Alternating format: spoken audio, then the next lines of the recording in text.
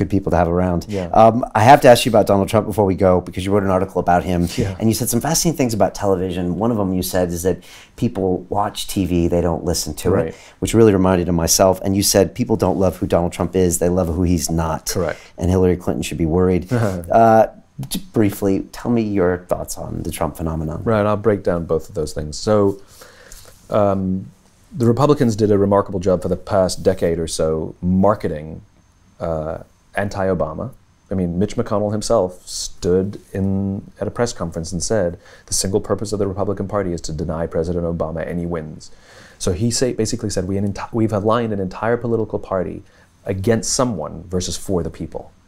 That's really screwed up, right? Mm-hmm. They made this whole concept of being an insider a dirty word and an outsider the most brilliant thing in the world, that all outsiders are saviors. And they used fear as a tool for short-term gains. Well, congratulations, all the marketing worked. You now have the consummate outsider who is the consummate anti-Obamaist, who is using fear to advance his personal selfish gains, and you let the genie out of the bag. Like, congratulations, all your 10 years of marketing worked. They laid the foundations for this. That's number one. Number two, we can't neglect the power of the screen.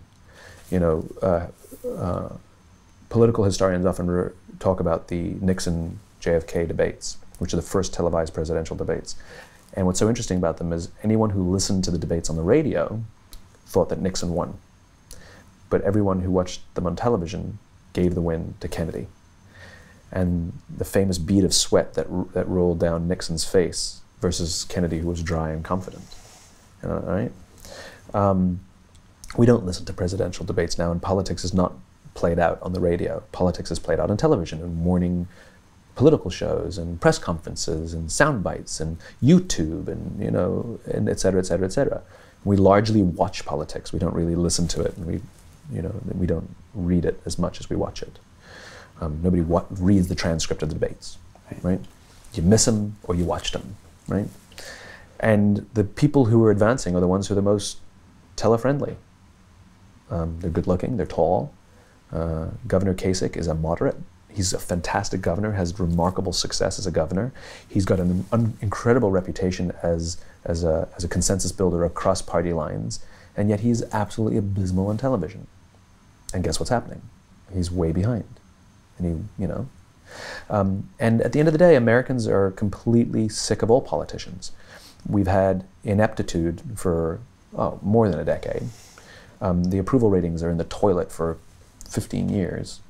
We've seen nothing getting done. We see selfishness over selflessness. We see their own political priorities over doing good things for the country and for us. We're just sick of all politicians. And so Donald Trump, as you said, he's not popular for who he is. He's popular for who he isn't. He's not a politician. And that's it. It's not a vote for Donald Trump. It's a vote against everyone else.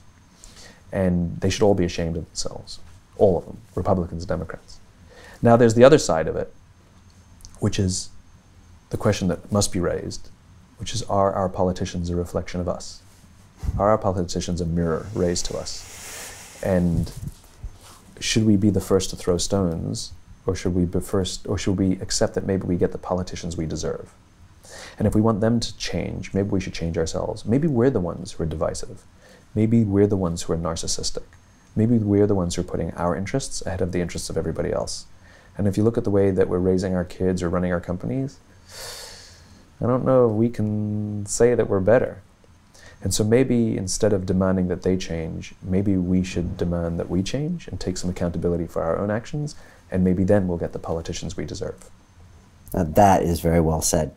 And this comes up a lot on this show. We talk about sometimes drug policy. I've had Dr. Carl Hart in here, and he has a great TED Talk said, it's called Let's Stop Abusing Drug Users.